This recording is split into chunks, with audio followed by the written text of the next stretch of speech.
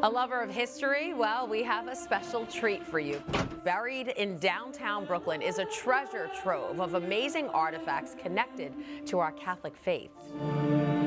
This year marks the 200th anniversary of the first parish in the Diocese of Brooklyn, the Cathedral Basilica of St. James. A beautiful building that has quite a story. And someone who knows that story all too well is Ed Wilkinson, editor emeritus of The Tablet, and he joins us now. Ed, nice to have you here. Christine, good to be with you. So Ed, it's been said that parishes are the life of the church, but St. James was actually built on top of a cemetery. That's right. Yeah. Talk about how that happened, and is it still there? Yeah, well, the cemetery actually is still there, you know, and there was an area where only Irish immigrants lived back in the early 19th century. And they had a place, they wanted a place to bury their own dead, Catholics did. Right. And so they had this churchyard there, and they buried people there.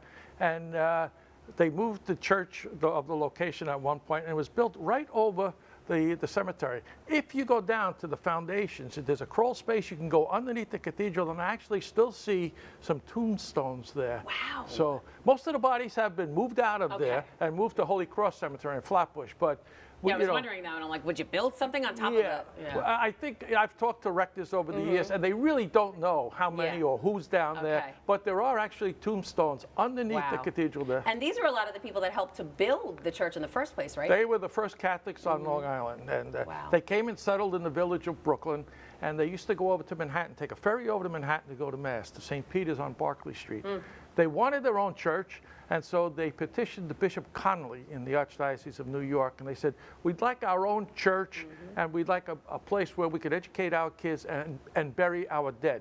It was in 1822 that they finally opened St. James Church, which was the first church, Catholic church on all of Long Island, and only the third in New York City. Right, because Brooklyn is part of Long Island. And you know, we had Bishop Brennan on the show a few weeks ago. I asked him if people in the diocese should kind of take a pilgrimage over to St. James, and let's listen to what he said. I would really encourage, and we're going to do it in a formal way. We're going to invite schools and groups and parishes and individuals to make pilgrimages to St. James, to come for Mass, to come and pray.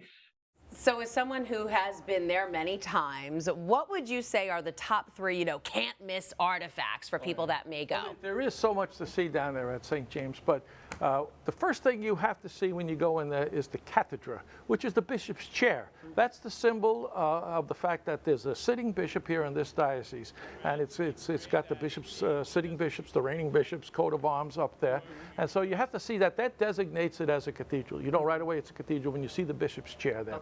And so that's up on the left side. It's a very significant place. Also in the back of the church, there's an old gold mitre that belonged to Bishop MacDonald, who was the second bishop of Brooklyn. Wow. Yeah, back in the late 19th century, early 20th century. And then the third thing I would look at is the beautiful stained glass window. It's a commemorative window up in the front on the right that commemorates the definition of the dogma of the Immaculate Conception. It's an exquisite window. It's just beautifully done. And Pope Pius IX is in there. He's the guy who proclaimed the doctrine.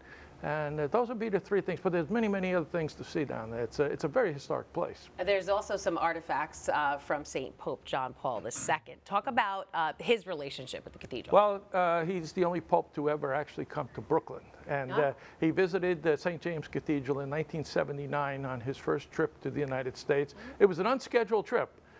He was supposed to be going from Manhattan over to Shea Stadium, and they made a detour. They came off the surprise visit. Yeah. Nobody really was aware of it. It was a you know, just a call at the line, and he visited. It was pouring rain that day, pouring rain, and he pulled up in his limousine, and he actually got out of the car in the pouring rain, and the only pope to ever walk the streets of Brooklyn. You know, he didn't go into the cathedral, but he went over and he said hello to all the people there, and so that was the papal visit. And there's a beautiful plaque down there on the outside of the cathedral that commemorates that visit. How exciting. So big celebrations all year long. Ed Wilkinson, editor emeritus of The Tablet, thanks for being with us. Oh, it's a pleasure. Good to see you, Christine.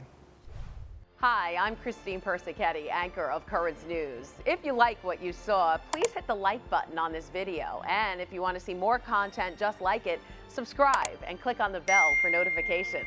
Thanks for watching, because we are putting your faith in the news.